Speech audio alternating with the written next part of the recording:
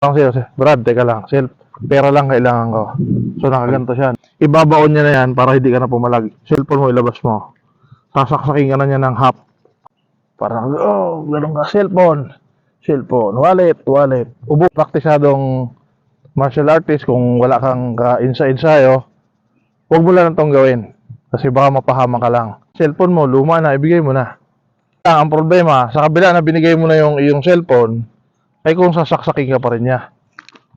So, ito na yung magiging galawan natin. Alam ka namang, binigay mo na yung cellphone, binigay mo na yung wallet mo, isasaksakin ka pa rin, papayag ka ba doon? Ganun na. Diniform ko agad yung kamay niya.